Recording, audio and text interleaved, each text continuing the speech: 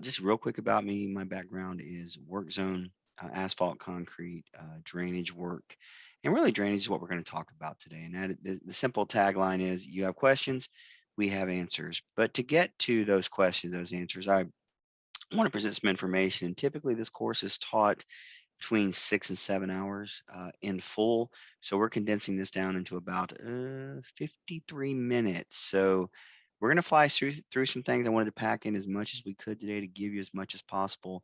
When we're done, I will stay on the call. We'll answer any questions that you have, anything that you need. Or if you have questions during the presentation, feel free to interrupt me. We will make up the time. So I'm going to go ahead and start sharing my screen. I'm using someone else's mouse, so it flies all over the place a little faster than mine would do. There we go. And Miss Nicole, will you tell me if we can see everything okay? Yes, sir. We're good to go. All right, I appreciate that. All right, again, welcome to Webinar Wednesday. I do appreciate that. They already told you that I was with the University of Florida, which I am. This is my contact information if anybody would like to have it. For Miss Nicole and Miss Megan, what I will do is I will PDF this presentation and send it to you all if someone would like it, if you all want to send it out, because towards the end, I have a couple of tables put together of some issues that may plague your drainage systems and what the fixes are, what you will see as the problem and what you will need to do to rehab that problem or to address that issue. We won't have a ton of time to go over it this morning, but you can certainly have that as a handout if you so desire. All right, first thing we want to talk about is this is not what we want to see happening in your city, in your county, as a state agency. We cannot have this. We call this dumb and dumber, never to be insulting or demeaning to anyone, but the reality of it is you get in a hole, you get in a trench, and you don't have an escape route. You have no way to protect yourself from the hydraulics of that bucket because even if you shut it off and it's sitting in one place over time, it's dropping, it's dropping, it's dropping incrementally. Or someone just makes a simple mistake. And if it were to crash and hit this individual, it's more than an OSHA problem. It's more than a transportation cabinet problem. It's a life issue. It's a safety issue. And everything we talk about today needs to be viewed through the prism of we have to do our work safely. None of the drainage work matters if we're doing it unsafely because you know what? It's going to cost us in the end. It's not just going to cost us finances, it's going to cost us people's lives, or at the very least, their ability to enjoy the lives that they have. All right. Y'all are getting some rain. This is probably a touchy subject to bring up to you, but why is water bad for a road? Let me just take a moment and ask the audience. You can chat in, you can unmute. Why is all this water bad for our roadways, bad for our infrastructure?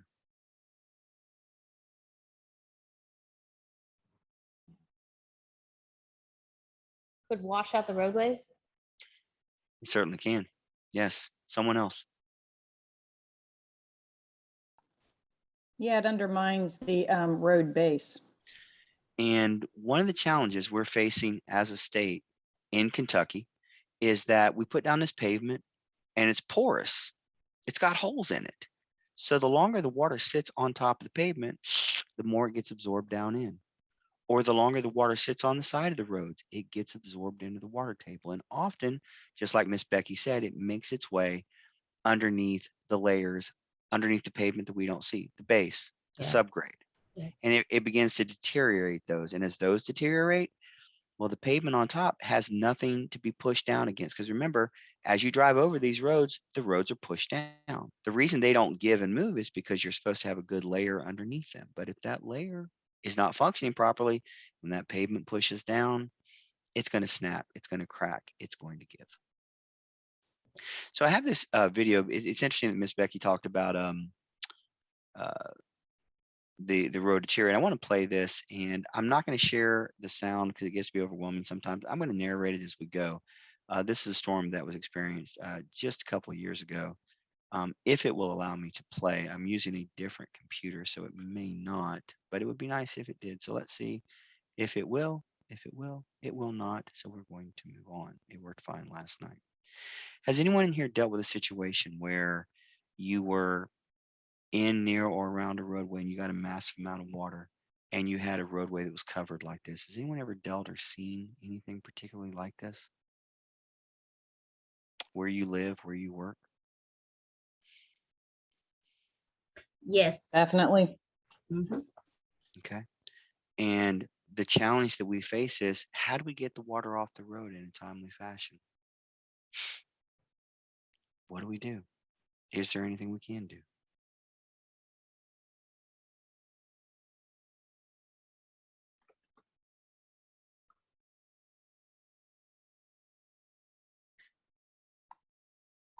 I would say better drainage on the side to reroute You and, could and do have better drainage on the sides of the road. that, would be helpful. But what happens if those areas are clogged or they don't exist, or our infrastructure is struggling to keep up with the amount of storms and the amount of water that's being dropped? We may end up in situations like this.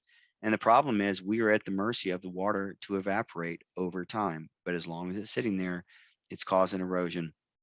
It's causing damage to our roadway. And this course, or this webinar Wednesday, I should say, really is going to focus on the roadway itself and the challenges that drainage is presenting it, how to extend the life of our roadway by making sure that our drainage systems are functioning properly. That's kind of where we want to go today. Perhaps you have seen this in a residential area.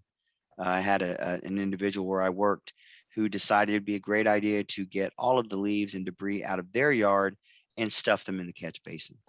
That would be appropriate.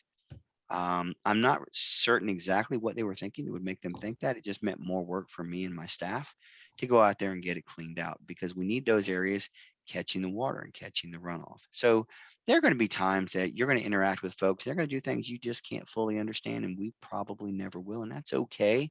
But just be mindful that these types of issues, these kind of things that people think sometimes are funny or not harmful, can be very harmful to our drainage system, because this has rendered this catch basin completely useless. It does not function well. It cannot accumulate the amount of water that it's designed to do. And whether you know it or not, when we put these catch basins in, or these drop inlets, or these different parts of a drainage system, we actually calculate how much water they're supposed to collect at any given time. Now, we're not going to go into the calculations. That's for a different day in a different class. But just know they actually calculate it to know how much water is going to fall and how much water we need to get off the roadway at any given time. How about this? Have you ever seen a catch basin that looked anything similar to this? When you're out driving around, looking around, maybe it would have caught your eye.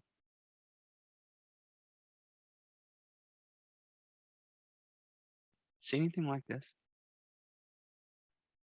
Becky says yes. Becky Snyder says yes. Thank you, ma'am. I appreciate that. Anyone else? Yes. Okay, thank you. Appreciate that, sir. And the reason I ask is because if you've seen it, you probably have a little bit better idea. But even if you haven't, can you give me a guesstimate about how long this has been going on? Because I'll tell you now, it didn't happen overnight. How long do you think this neglect has been? I've mostly seen it in older neighborhoods, so I would assume years and years and years of just nobody maintaining the drainage systems. Probably so. And ironically, it's not, the grass doesn't seem longer there than on the off the road. And so it's obvious that somebody even took the time to trim it and still didn't go back and deal with the root cause. Well, we don't want to upset the HOA. We got to trim the grass growing out of the catch basin. You understand? Charles Allen said about 10 years, and Stewart said years.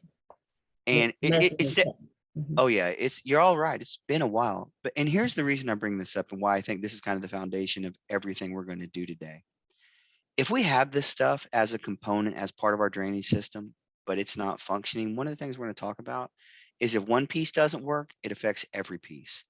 And unfortunately, we have so many agencies, we have contractors who are just running a deficit on employees. Where I work, we're running short. I'm currently at a public works in the county I live. As soon as I'm done here, I jump back into a live class in person.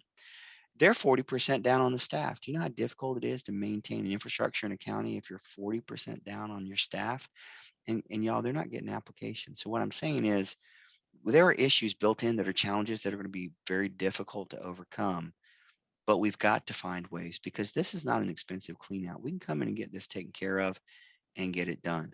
The challenge is not getting it done. The challenge is twofold: having the person power and the time to do it, and then changing the culture of our society that says, oh, it's no big deal if this doesn't work. I promise you, if you're going down the road and your vehicle tires cannot get friction, cannot get traction on the roadway, and it doesn't take much water to lift a vehicle or dislodge it from the road, if only we'd had some catch bases that might have taken some of the edge, some of the amount of water off the road, it could have created a better and a safer environment.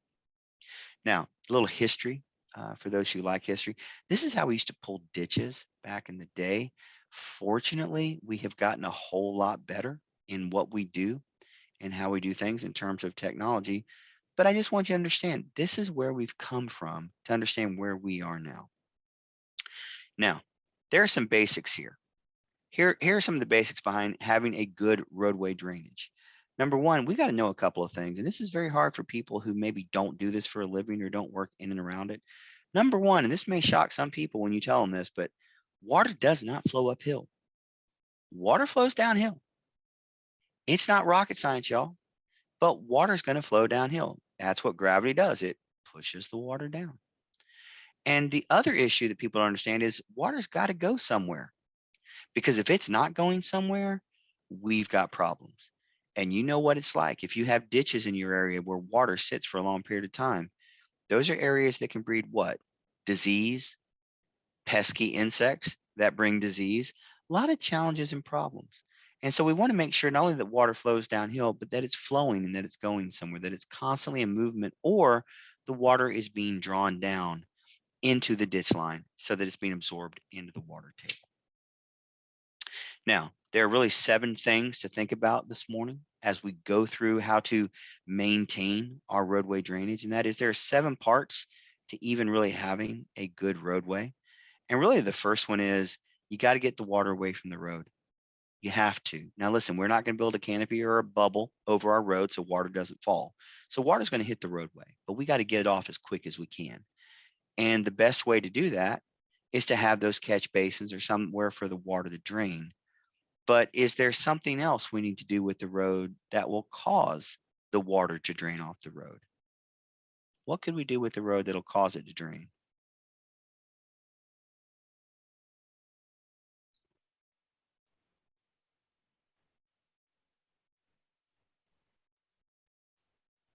Make sure that it's got all the, well, crown is first. And that's an excellent point. And when Lyles talks about a crown, what he's talking about, if you don't know, is you can't tell it with your natural eye, but the pavement is actually supposed to be raised in the middle so that the water slopes to the side. For example, we don't want flat roofs on our house because we know the water is going to sit and it's going to cause us problems. Same thing with the roadway. We don't want flat roads. We need those travel lanes to drain off to the side. We want to get water away from the roadway. Charles Allen also said proper cross slope, and Stuart Gaither said proper slopes or crown. Correct. You want to make sure that otherwise you end up in a situation where you have one side raised higher than the other and the water will drain on one side. It doesn't drain as well on the other. So great points from both of those individuals. I appreciate that. Once you understand we got to get the water away from the road or off the road as soon as we can, we have to understand that none of this really works if you don't build on a firm foundation first. Here's what that means. When you're having your roadways built, and we're going to make an assumption today, you feel free to correct me in chat if I'm wrong, but we're contracting this work out. When we have contractors building our roadways, we need to make sure of a couple of things. Number one, they're not going in their backyard and finding a load of rock that's been sitting for 6 years. It's got dirt and it's got brush and it's got grass growing through it, and that's what they're going to bring out there and lay that down as a level of rock. No. We need our contractors to use good materials. In fact, the next bullet point says use the best materials. We want to build on a firm foundation. What does building on a firm foundation mean? It means you're going to have to compact the layers. And if you're not familiar with what compaction is, we will talk about that a little bit later in just a couple of minutes. But in general, compaction simply means you are going to roll that soil or you're going to roll that rock. They call it aggregate. We can call it rock as well. And what you're doing is you're forcing the air out of those areas and you're trying to make the material come together a whole lot thicker, a whole lot more dense.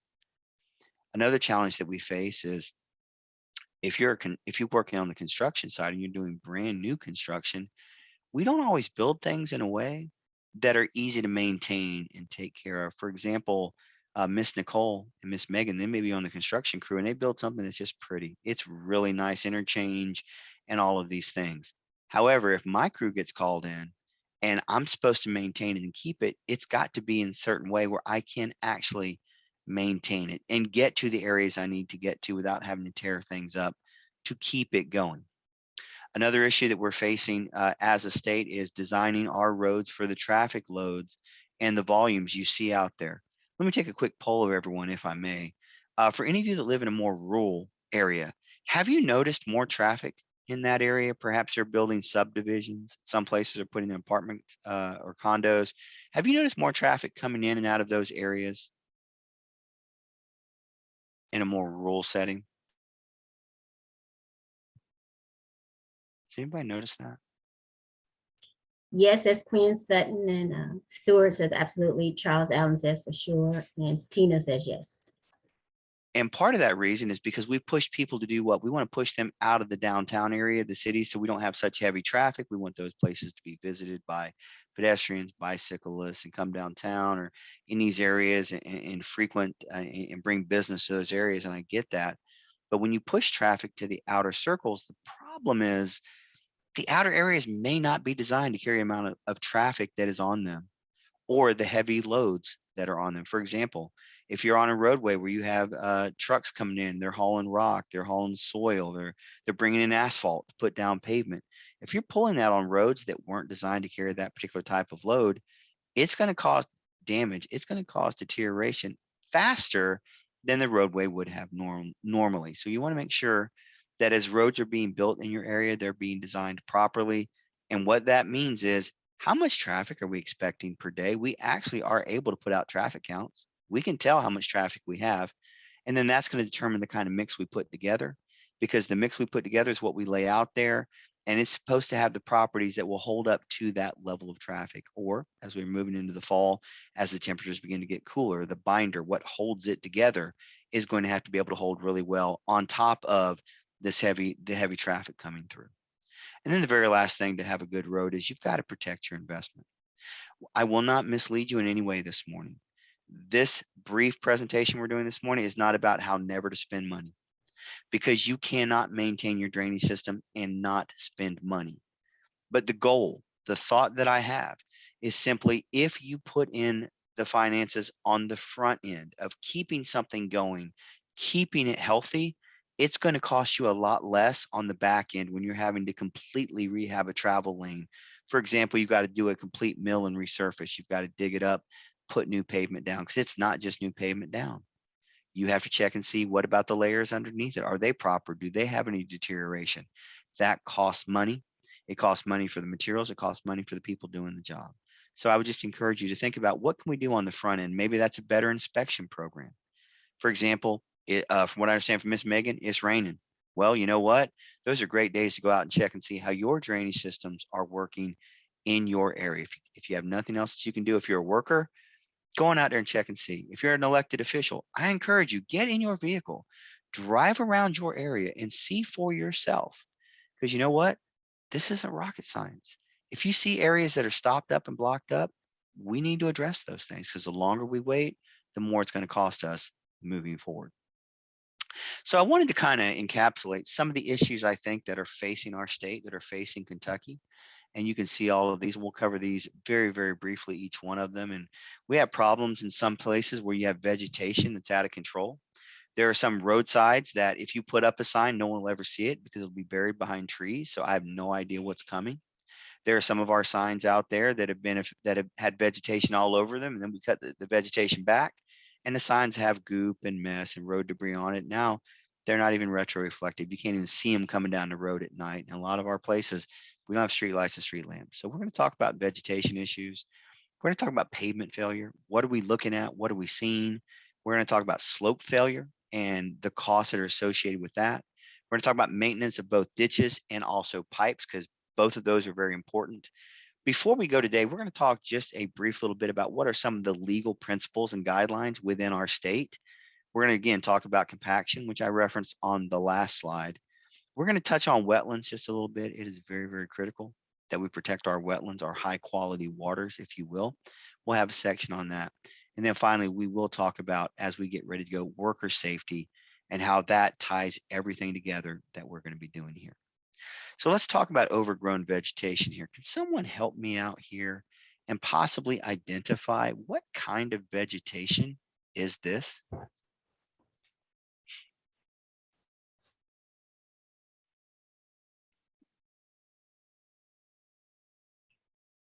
Kudzu says loud, Taylor. And Stewart says kudzu. Looks like kudzu, says Quinn Sutton and Mhm. Tina Odom. Everybody's on And the same page. yep, it is an evil, evil, evil creation. I don't know who did it. I don't know who brought it over to this country, but I'd like to have 5 minutes alone to talk with them. And y'all could come along too. And we could just discuss loudly, why would you introduce this into our ecosystem? But it's here and it's not going away. So for those of you that have dealt with kudzu, how do you get rid of it? What is your method?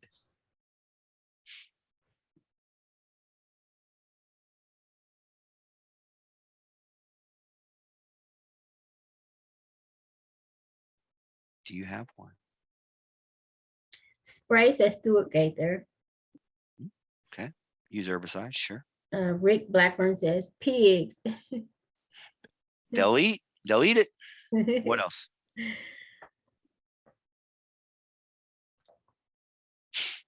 And you all can take yourself off mute if you just want to answer it out loud. Hey, that's fine. That doesn't hurt my feelings at all. I'd love to hear voices.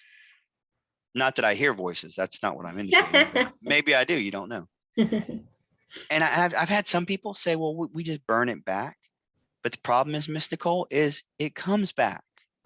And so we have issues of overgrown vegetation because in some cases, it's just untenable to stop it. We can keep cutting it back, but it's going to be a constant issue, a constant maintenance issue. And why is the kudzu a big deal? Because it grows very thick, very lush. And what that means is water tends to either get trapped underneath it, which means it's going to be very mushy, very unsafe if a vehicle were to go out into that particular area. But it also stops water. It also dams water up. And let me get my laser pointer up there. That would probably help. In this area where the water is not able to drain off, which means that water sitting there, it will get absorbed into the water table. That's not my issue. The issue is how close to the roadway is that going to affect what's underneath the roadway. But let me throw one more thing out at you. What about our shoulders where people have to pull off and sometimes use them in an emergency? We don't want standing water in a shoulder area for long periods of time because, again, that's going to weaken that shoulder. It's going to make it a soft shoulder. That's going to cause us issues going forward. Let's take a look at this for a little bit. Do you have anything in your area? And I'm not going to ask you where you're from. You don't have to identify. If it's easier to chat it in so you won't be identified, I understand.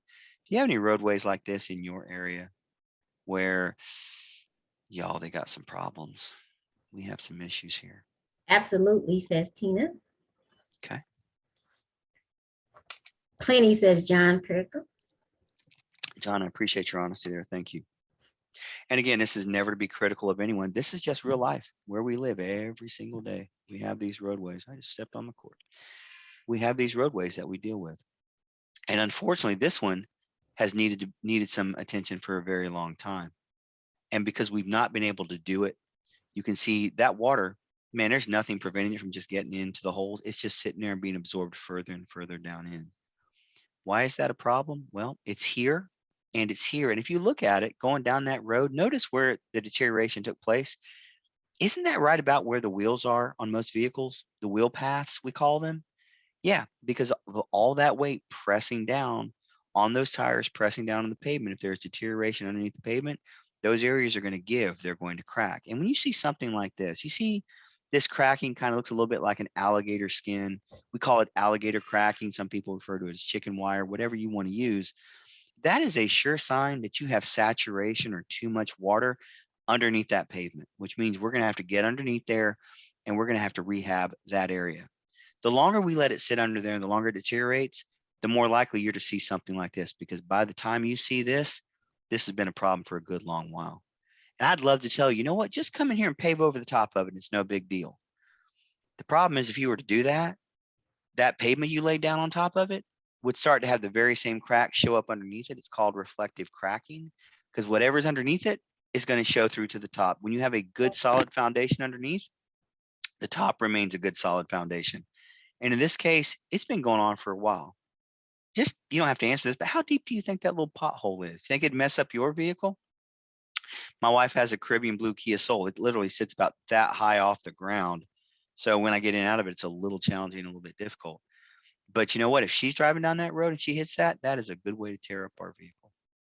And that's liability that people try to attach to us. And can liability attach? Well, the question is going to become, what did you really know was going on in the roadway, and what should you have done? What could you have done? What would a reasonable person do? I don't know. A lot of times my wife will tell you I'm not reasonable. So don't ask me. Maybe you're more reasonable than I am. But those are the kind of things that we get held to. And just to point one more thing out and we'll move on. See how that cracking's going further up that travel lane and further up that travel lane? It's not just rehabbing this section. This section is going to need to be rehabbed and replaced. Could be for half a mile, could be a little shorter, but it very much could be longer. We have it says pavement failure here, and you can't see too much failure going on, except you see here in this wheel path where it's kind of breaking up a little bit. It looks like scaly skin. It's that alligator cracking we were talking about here in this right outside wheel path. And it's easy to say, well, it was heavy trucks on the road. Maybe, but there's got to be a little bit more than just heavy vehicles, because usually these travel lanes are built to hold a heavier volume and heavier traffic. I would suggest to you, I would submit to you, it's the challenges out here on the shoulder where this water is standing. And the water is simply standing here because large vehicles pull off. And we understand we need our vehicles to pull off sometimes and get rest, or there's things they have to do where they break down. Normal vehicles do the same thing, but when they're pulling off on these sides and they're causing this kind of rutting to take place, the only thing that will happen is we will accumulate water as it rains. And that water will sit and sit until it's absorbed underneath the water table. But being right next to the pavement, really good possibility that water is going to get sucked right underneath, which means these areas closest are going to begin to deteriorate. You're going to begin to see problems again. When do you know there's a problem? When you start seeing it. But the problem is, at that point, the problem's been going on for a while. So we need to address this area. But notice it's not just here. It's here and it's here. So it's multiple spots on this road. We need to come in here. We need to grade this. You can fill it with rock, whatever you want to do to get this under control. But then you want to do one other thing. You want to backfill here, push it up against that pavement. And I'll tell you why, because as these vehicles pull off and pull back on, that's a lot of stress for the edges of our pavement. And there's an engineering term, it's called tensile strength, which means how much weight can it take before it breaks. This pavement doesn't have the tensile strength on the edge that it has out here, because there's nothing to hold it in place. So as these heavier vehicles pull back up on it, that weight pushing down makes these areas brittle and tend to break off, which means that pavement is going to crack back to the edge line or back into the travel way. My suggestion would be put something out there that would discourage a motorist or a truck driver to pull off in that area. Maybe it means putting up some no parking signs spaced a certain amount to kind of discourage it. Maybe that's a low cost solution for you. Maybe you say, well, maybe we just need guardrail out there because we've got guardrail up here. Well, if you study it and it's warranted, by all means, put guardrail up there. That's in your hands as an agency, but be mindful that over time, we're going to see many more problems the longer we wait to address this issue. One other pavement failure I wanted to show you, these are frost heaves, which you will be facing as you get more into the colder months. The simple example of what a frost heave is you got a pothole, because Lord knows we got potholes everywhere. And that pothole just sits and sits and sits, and then water falls in it. It rains. But then the temperature changes and it freezes. So that water that's been sitting in that hole now all of a sudden freezes. But what happens when it freezes is that pavement begins to push out. It begins to expand because that ice pushes it further apart. But then, God willing, one day it'll thaw. Sun will come out. It'll get a little bit warmer. And then that ice is going to melt. And what that's going to do is cause that pavement to come back together. But it's the expansion and the contraction of that pavement that cause more weakness to take place, to cause bigger gaps to take place, to actually increase the size of those potholes that we're talking about. What does that mean? Why is that important? Well, look what happened in this pavement area as it was freezing and thawing. It actually caused the pavement to push up underneath the curb and gutter section. Okay. It caused that area to become dislodged simply because of the freezing and the thawing back and forth. So we want to be mindful to get our potholes patched as soon as possible. Now, I will tell you from being in the field for a number of years, every pothole patch is not equal. Some are going to hold longer than others. Some, if they're done right, will hold longer. Sometimes, such as when I started, they weren't done right. I just put cold mix in a hole and ran over it with the back of my truck and called that fill in the pothole. Well, I did for about a month, and then I had to go out and do it again. I guess that's job security. But over time, the holes got bigger. So we want to put those things in, fill those in correctly, which simply means cut a good area out around the hole, even into the good pavement. That way, when you put good pavement down, it connects together very nicely. It seals, it prevents more water intrusion underneath the pavement. If we really want to protect the road, protect the surface, we've got to do some work. We have to do some preventative work. We have to do some work on the front end. We want to seal cracks on it as soon as we see them. Now, some people get upset when you do crack sealing and say, well, you've got all these streaks everywhere on the road. It's not aesthetically pleasing. It's not pretty for what we're trying to convey to our visitors and our tourists, or even our locals, our clients, people we live and work around. But you need to get them sealed as soon as possible, because those are lower cost solutions versus completely having to tear up that lane and redo it. Because think about this. How much budget do you have in your area for all these rehab projects that you really wish could get done? Probably not enough. In fact, I do this class all over the country. I do it in person. I do it online. I was in Virginia, September of last year, and they told me they have all the money they could ever want or need in Arlington, Virginia, which scared me because the first thing I did is grab my wallet. So I'm like, well, you're not getting any of my money. It's the only county, it's the only agency in my career doing this for what, almost 10 years now, that has told me they have all the money. We're running short. We have deficits. We're short on tax revenue. So make these things last as long as you can. Again, you want to properly patch the pothole, not just throw a mix in it and cover it and move on. You actually want to put the time and take the time to patch it properly. Our shoulders need to be sloped the right way. In other words, if you have a roadway here, but the shoulder is up like this, that water can't go anywhere. It rushes up against the shoulder and it just settles out because it can't get off the shoulder. So make sure your shoulder is sloped properly. Make sure your ditches are sloped the way you want them to be. And then you want to make sure that the pipes are unobstructed, and that even when you're putting a pipe in the ground, that you're not putting it at an angle where the water cannot be collected and dispersed to the other side. We talk about preventing erosion. What does that mean? Well, that's where the water, that's around the piping where you're wearing stuff away. And sometimes we have erosion problems because the water is flowing so heavy, man, it's just wiping that silt or that sediment out. It's just moving it all around. So part of making sure we protect the roadway is to prevent any erosion around the road, but also any erosion ending up on the roadway. And then scouring. We talk about scouring. What that means is when the water's flowing out of the pipe, sometimes the water's flowing so hard, so heavy, so fast that over time, you know, those rings that are in the pipe, those corrugations, if you will, it'll literally wear those out because there's so much flowing through if you have a pipe that has that. Or when it shoots out the pipe on the end, it'll wear away areas around where the water comes out. And then you'll end up with a drop off. So we want to think about erosion. We want to think about scouring. And then, like I said, we want to inspect as often as possible to make sure our pipes, our culverts, our junction boxes, whatever it is that you're looking at, our head walls, that we don't have stuff stuck in those areas as well. All right, when we talk about slope failures, here's what I'm talking about. That is a massive drop right there. And this is not a guardrail class, but think about this. Guardrail is meant to get hit. And then that guardrail, at least this W beam or this thrive beam, and that's just the shape and the amount of lines it has on it.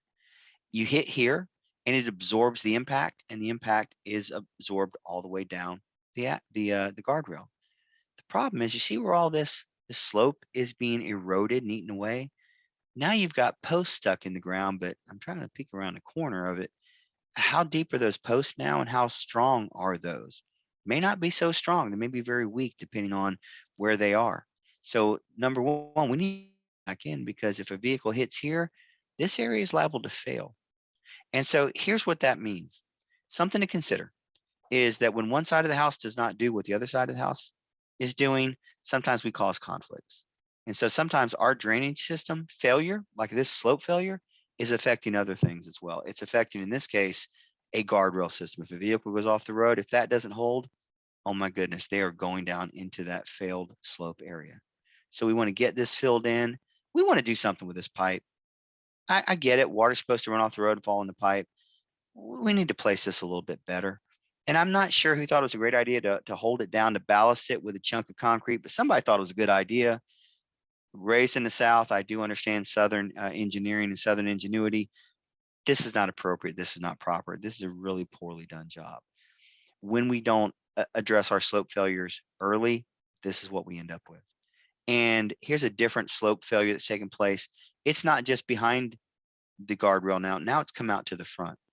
And we said shoulders are usable for people to pull off in an emergency. Well, how much usable shoulder do you have there to pull off in an emergency? Well, maybe during the day you're fine. But if it's at night and you're pulling off the road and there's no light, there's no street lamp to see where it is, that could be a really big problem for you. And then I would suggest look at the posts.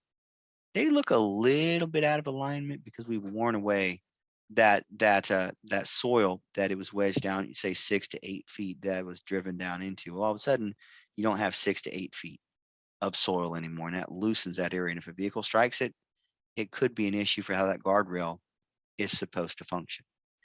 Last thing on the shoulders here, or one of the last things on the shoulder, is make sure you maintain these areas for drainage purposes. You want to get the water off the road. You don't want it backing up on the road. Number one, it makes the road unsafe for motorists coming down the road. You may live in an area where water backs up across the road all the time. It don't bother you.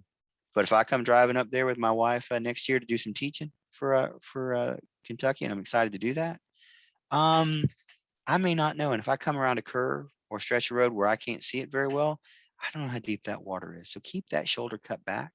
Keep that area graded in such a way, the proper slope on it, so the water will get off the roadway and then be carried somewhere else. If you get into this area, it's going to mess up the trajectory of your vehicle. You're probably going to impact the guardrail improperly, and there's no guarantee it will work the way it's designed. Now, we said roadway drainage is really a system. So we've seen how pavement failure happens. We've seen what the results of a slope failure are. Here's the reason those failures took place. Because everything is a system, everything is interconnected and fits. And all of the different parts out there are catch basins, are islands that have French drains in them. If we have drop inlets, if we have curb and gutter sections, whatever it is we're talking about, all of those areas are supposed to work together.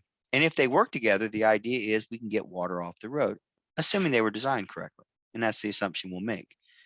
But if you start ending up in a situation like we had very early on with the catch basins where they're blocked, guess what? If water's coming down that road, it can't get in that hole, which means something else has got to pick up the slack for that. And if you only have 1 or 2 catch basins, you went from 2 down to 1. And so it's important that if one part of the system breaks, we have to understand the other parts are going to suffer as well. Now, how do we keep good roadway drainage? Well, we need to design it right the first time around. We don't have time to show pictures on that, but I've got interchanges that were done on interstates, and 3 months later they're underwater because the drainage system was not installed properly. I looked at the plans, I couldn't find it. They left the drainage off and the roadway was still accepted. We all make mistakes, things happen, but that was a costly mistake on our part. You want to make sure it's constructed correctly, used good materials, and then it's being taken care of. All of those things help a good roadway drainage system be maintained. And there's a number here at the bottom, and I want to throw it out to you. And that is simply this. For every dollar you spend on roadway drainage, you'll save about $4 in overall maintenance.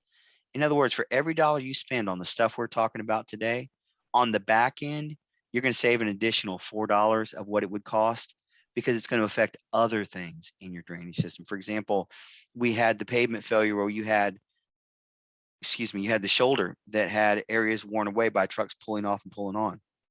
If we would just grade that and backfill that, that would save money on that road because you know what? That road's probably going to last a whole lot longer. And that's the goal. How do we make these roads last as long as possible? Well, we try to keep water off and away from the road as much as possible. Now, we're getting close to our time anyway, about 15 minutes. So I want to start to wrap this up a little bit. I do want to touch on some legal requirements. In Kentucky, civil law generally provides that lower lands are subservient to upper lands. That's fancy talk for, you know what? If you bought property up here and I bought property down here, I should not get mad because water's coming off of your property because you should just know water flows downhill. Okay, so my lower land is subject to the upper land. And that means sometimes when people build on their property above others, causes water to flow faster. Sometimes they'll divert water and all of a sudden you don't have water coming down onto your property. Is that a problem? Well, let's take a look at it. Let's see what happened. So there about the late 1970s, about 1977, you began to see this happen across the United States. Kentucky was no different. They adopted what's called the rule of reasonable use. And what that simply means is a landowner can make reasonable use of their land. We have the right as citizens of Kentucky to make use of our land the way that we see fit.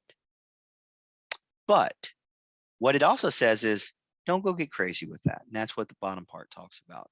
There has to be the reasonable use of your land by the upper owner versus how is that going to affect the person at the bottom? Remember, I said you can adjust those things. It might affect the person who bought out a lower property. But what you can't do is act in an unreasonable way. What do I mean by that? What if you have a small stream flowing down and you decide to open it up and all of a sudden you've got a gusher coming off your property down that slope, down that embankment onto someone's property, and it's causing erosion issues for that person because the water is carrying sediment or silt down that embankment? Would a reasonable person figure that's probably going to happen? I don't know. That's something for legal people to deal with. I'm not a lawyer, but it's a question. What would a reasonable person do?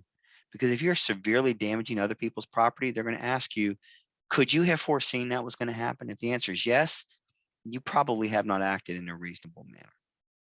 Now, in terms of civil law doctrine, which is something that Kentucky is bound to, it holds that the lower owner has to accept the drainage from the upper owner. Here's the kicker and key though. The upper owner has no right to artificially change or increase the normal flow of water. In other words, if it is a natural occurrence and there is a change on your property, that's not your fault.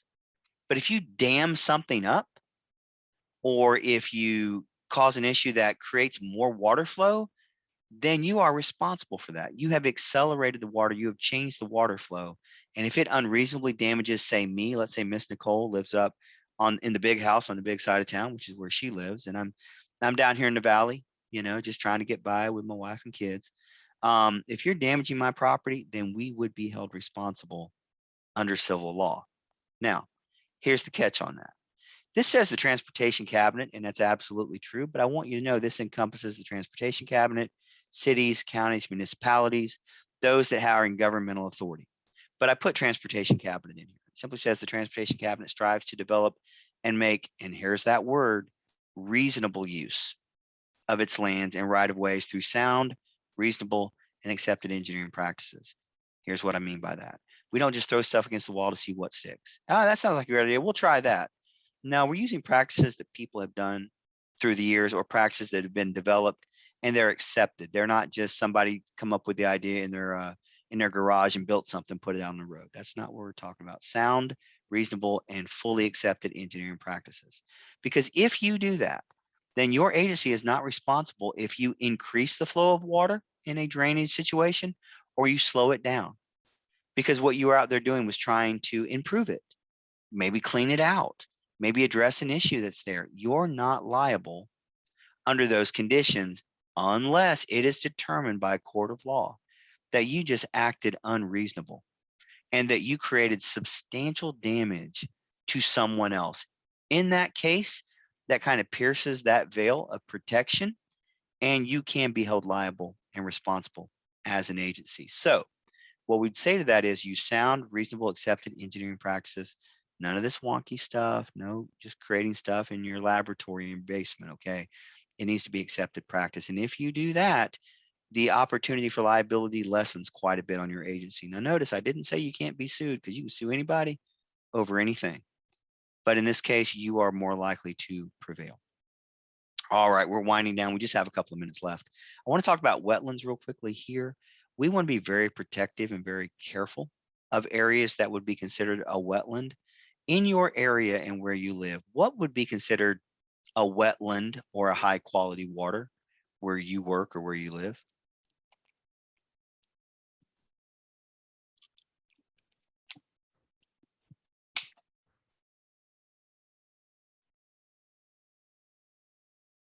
Remember, you can take yourself off link and off mute and talk, or you can put it in the chat box. Absolutely.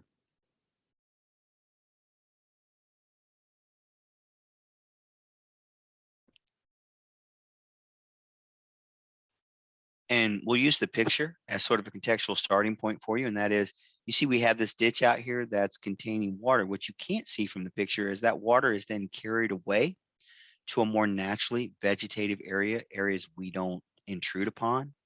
And so those areas are considered wetlands under the law. They're considered high quality waters.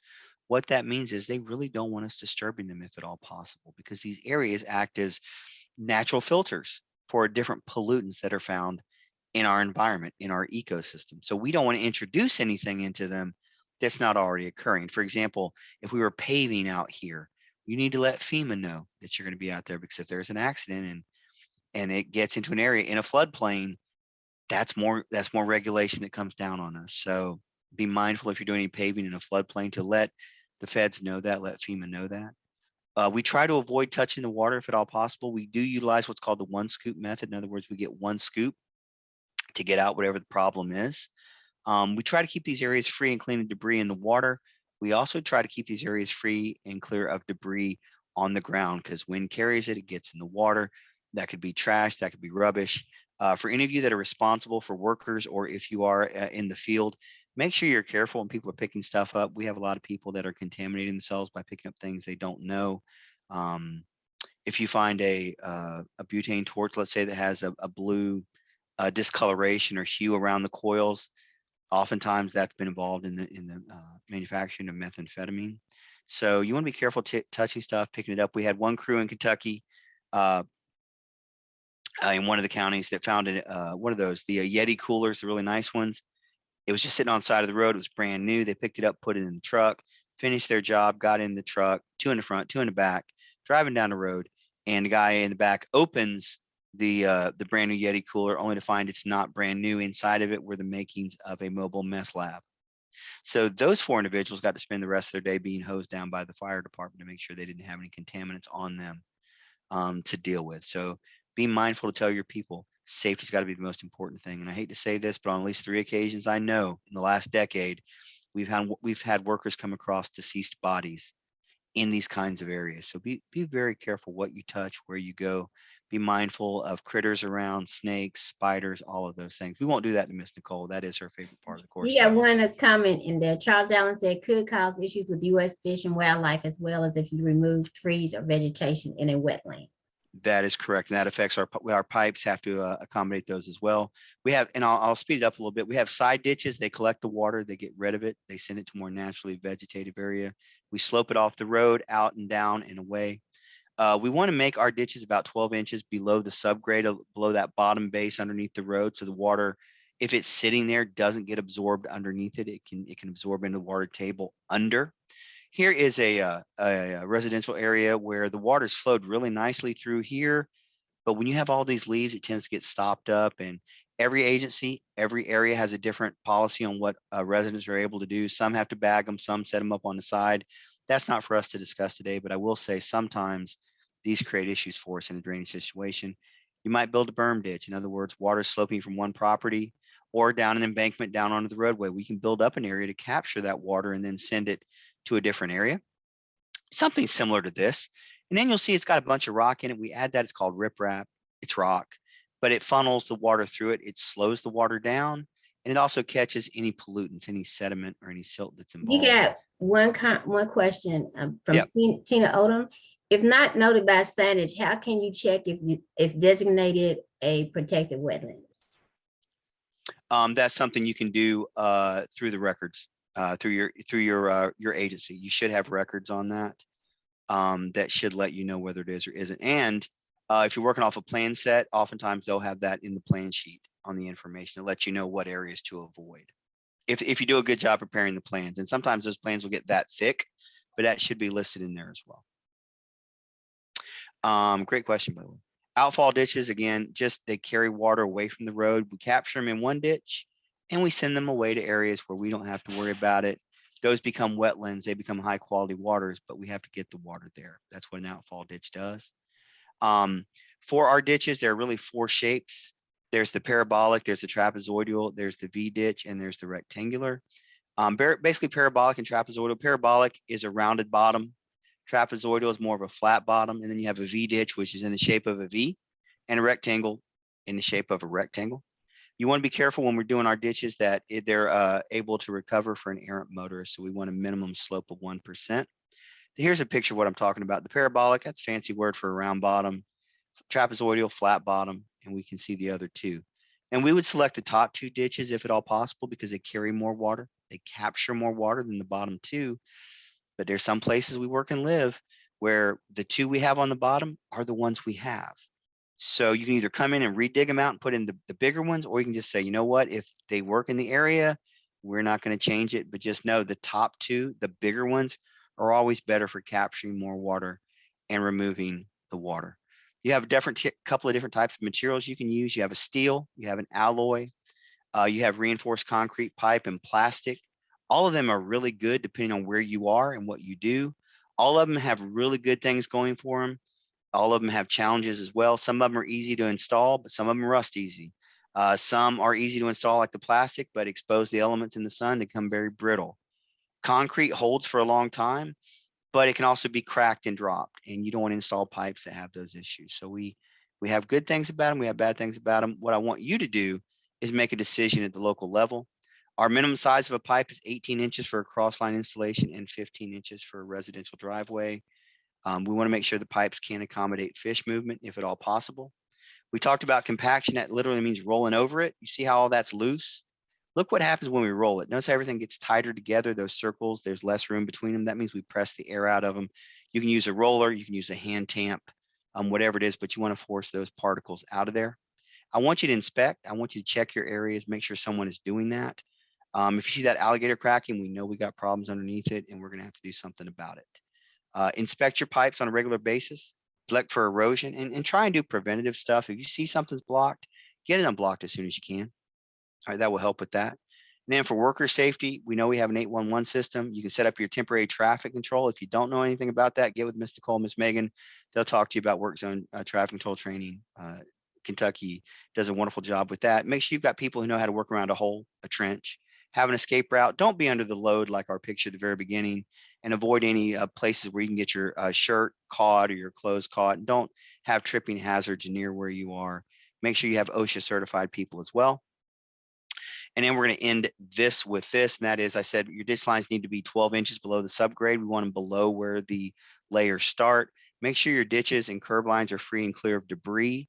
If you have objects in the ditch, you may want to remove them. Just check and make sure if you're removing bushes, trees, or anything to make sure that's okay in your area. Inspect shoulder drains. They're important as well. And make sure when you're putting down the roadway, there's a crown on it. Here's a table that I'm going to send out to Ms. Nicole this afternoon, and you can forward it to everyone. If you have alligator cracking, it tells you here's the problem, here's what you need to do.